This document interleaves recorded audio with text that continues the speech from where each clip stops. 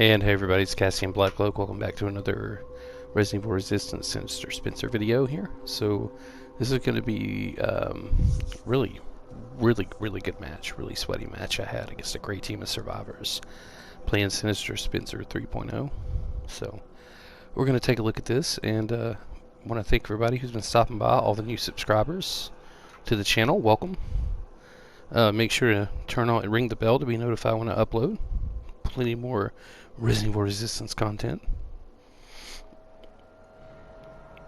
And by the way, you guys will have to bear with me. I'm sorry, I'm a little, if I sound a little sluggish, I actually got a small blood clot in my leg, so I had to go to the ER, so I'm a little medicated.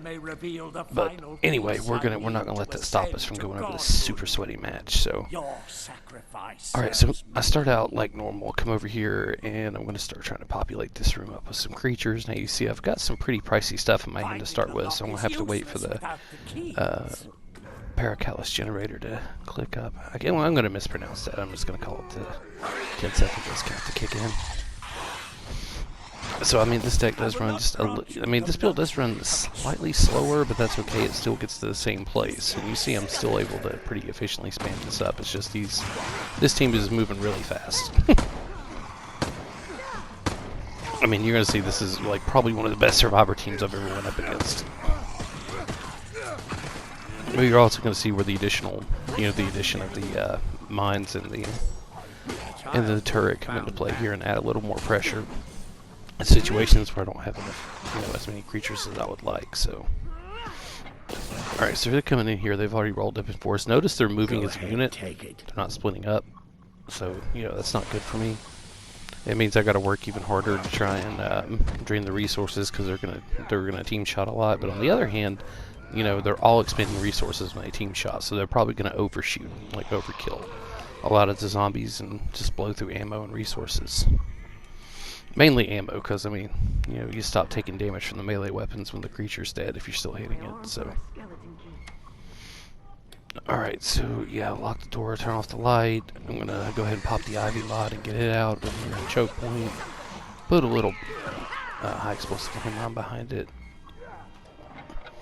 Cycling through the camera to come over here, and trying to do something similar to what I did in the Area 1 victory I had in the build video for 3.0. I'm going to try to populate and get this room. Now notice how this discount's taken down on everything. It's not just one card, it's anything in your hand. And if you time it right, you can actually, when you're playing off a card, you can go ahead and get the next one in your hand before the discount tick hits, and it'll hit on that new card. The card does not have to be up for 10 seconds. It's 10 seconds flat across anything that happens to be in your hand, even if the card just came up. So, if you got a rhythm down for playing the cards off with this thing, it can be really beneficial. So that's just an observation I had when I was rewatching the video before doing the commentary. But yeah, and you see, look at these guys, man. They're good. They're so good. They're taking out my cameras. I mean, they're not giving me any margin for error. I mean, they're killing almost everything I put down. So I'm gonna put an ivy. Yeah, apparently I do put an ivy down there. Put on a landmine, because notice, yeah, they're running into the mines. Sometimes Martin's gonna get that one, but yeah, for survivors, this is gonna be the Martin meta. I'm telling you, he's so powerful now against creature builds. He's gonna be a real problem. Can benefit from my control. See, they come rolling through here. Anything I put down, they're just wiping out. But that's okay. That's what we want. We want to drain them dry. We want to run them out. And it's going to take a while because you're going to see the survivor economy is getting better, and it's getting better and better for them instead of them fixing it. And the fact that you have to go to a build that has this lengths to beat teams is ridiculous. And I'm sure these guys were not happy. But anyway, yeah, spoiler alert. But yeah, this is kind of like the I've got more matches recorded, but I thought this game deserves its own episode.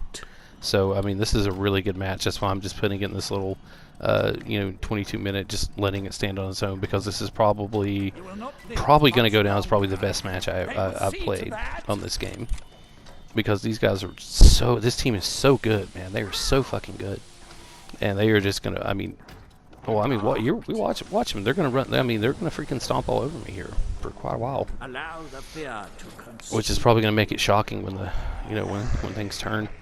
Alright, so I'm stashing, you see me do this before, stacking up this hallway.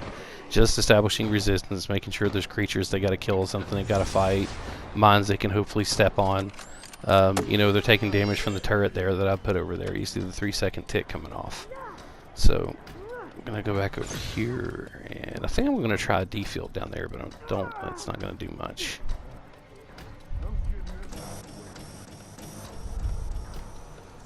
Yeah, they dodge it. That was kind of a waste. I need to get more judicious with how I use the D-field, but I figure if I go ahead and use it, even if I don't get anything, it'll cool down for later on in this area, or starting area 3.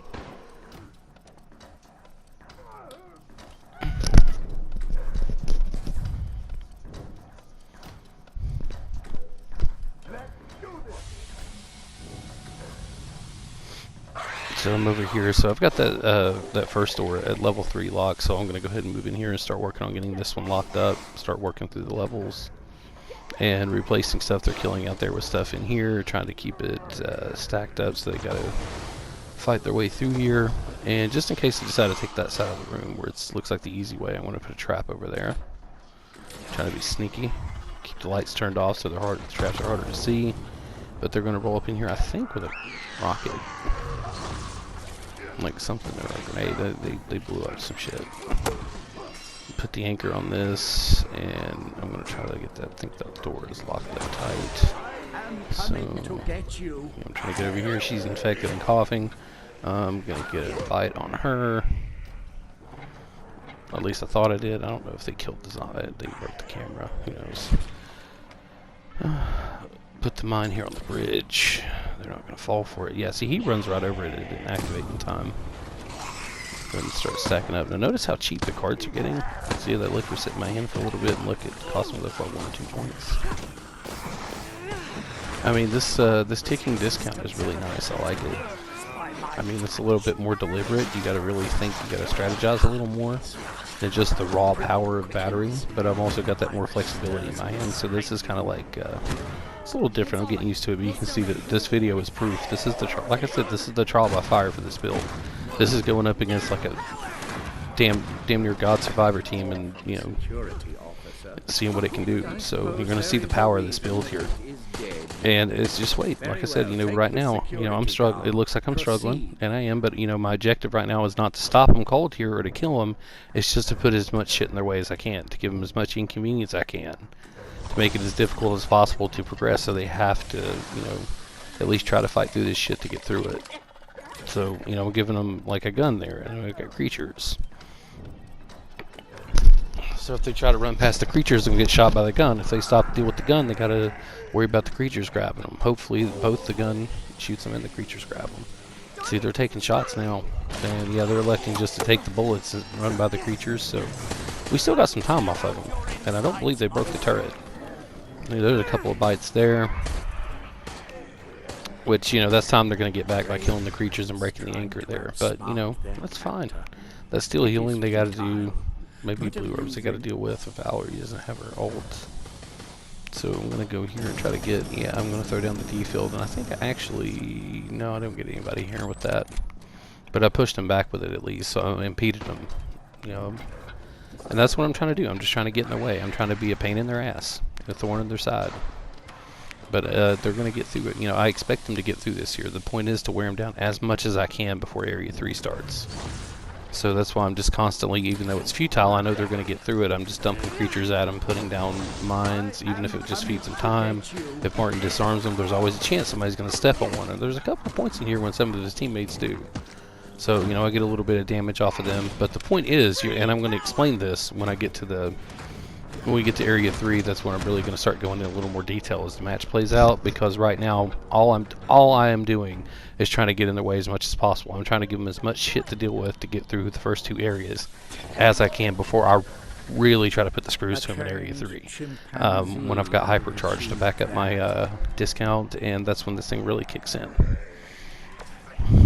But you can see is right here, I mean, I'm still giving them a lot to deal with. I mean, this is, you know, keep in mind this looks easy for them, and it looks like I'm playing like shit because this is such a good team. And they're really pushing me here.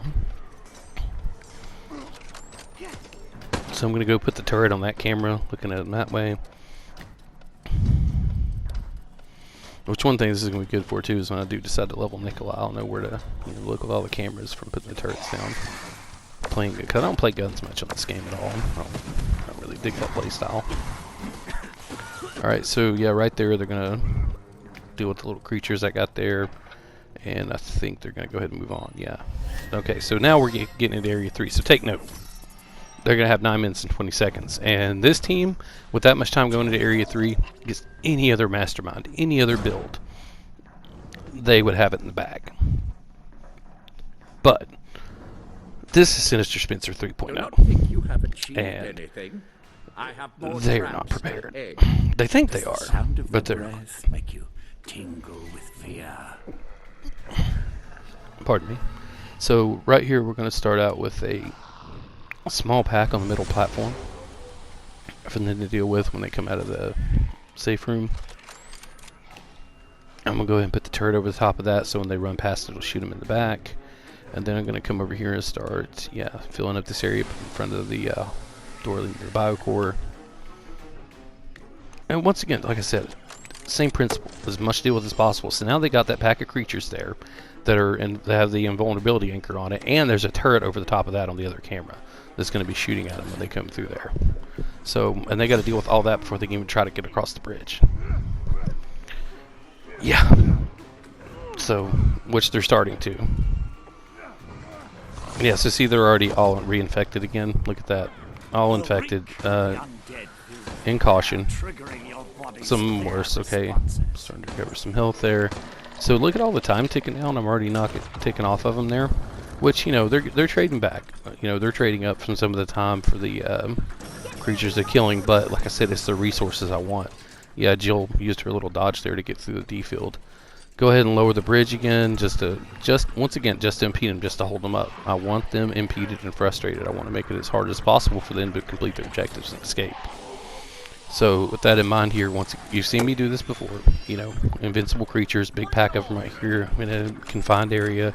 They don't have room to run around and kite them, and they have to fight through them. So I'm going to come over here, lock this door leading to the biocore, and start putting stuff down in here.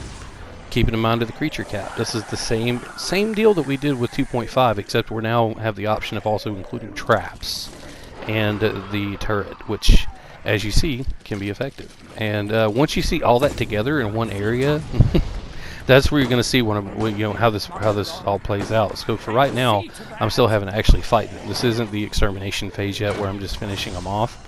You know, this is where I'm still actively trying to drain them, because right now they had whatever they picked up in Area 2, and they had left their bonus credits when they came through. They had to go shopping. They're restocked, at least to some extent. So I really want them to have to put out a lot of ammo here before they get to the biocore. I really want them having to invest the resources, so they're going to struggle to get through this core, or they have to go resupply right afterward. Which on this map means they got to go back to the safe room, because they haven't found the they haven't been over to the other side yet where the other item box is. The other armory. Okay, so there's the ivy down. Got the trap, putting some more stuff down, put the teleportation trap down to hopefully see if we can catch one of them unawares when they come in. And I think they blew up the traps with that rocket or grenade or whatever it was. That could have really fucked me. And yep, so there goes Val. She's at the core, so I'm going to immediately go in here and start swarming it up while it's only her in here before the rest of them get through this shit. See, she's already broke my camera because she's using a Lightning Hawk. So she's had a Magnum, I think, since Area 2. Definitely this area. You're going to hear it going off a lot when she's pumping shots in the biocore. You hear that rhythmic And see, I come out of the blind now. I see they're just hammering on the core as a team. See how coordinated they are? But luckily for them, Val moved. So when I got the refract, basically she came in immediately and canceled everything I did there with the spray, with the first aid spray. So, you know, ridiculous amounts of spray plays with this team. And look, they're already through the first court. So they're already, this team is already better than any other ones that I've went up against with this build so far. Now granted, this is the brand new version, but I mean, these are probably better than most of the teams I played with 2.5 and 2.0, and you know, pretty much any game you've seen me play on the channel. I mean, these guys are amazing. I mean, look, they're coordinated, they're not straying off, they stick together as a unit, they're efficient. Now at this point, I keep waiting for them to come barging over here, and I actually get quite a bit more time to set up, because if you notice, they're going to they're going back to the safe room to try and restock. So I'm putting out here, see, I haven't caught that yet when I'm looking at the map. So I put those two mobs out there with the invulnerability anchor on it to hold them up, to give me time to hopefully, you know, spam up some kind of some kind of pack in here, some kind of resistance. So yeah, see, so that's when I noticed they're shopping. So then I come over here and put the turret down to shoot them in the back as they come out once again, just to get in their way. And these guys have a habit of raising the bridges anytime they're on that central platform to make sure they've thrown all the switches, so it's easier to get by. So I make sure to always check to see if the bridge is up. If it is, I lower it. Because I want, you know, once again, I want them to have to spend time to raise the bridge. You know, that's time they can't get back. You know, they're having to just wait for the, you know, mechanism. Alright, so I'm going to go ahead and dismantle the anchor. That held them off long enough. And then I'm going to start putting a couple things out here now. I think about using hypercharge there, but I see him shooting the camera, so I decide against it. I'm going to come over here instead and jump in the dealer. And wait for them to come in. I'm going to go ahead and do some tour games with them. At least until the Vaseline boy there starts hammering on the door in his gimp suit. He's like, oh, I want to open the door. Let me do it.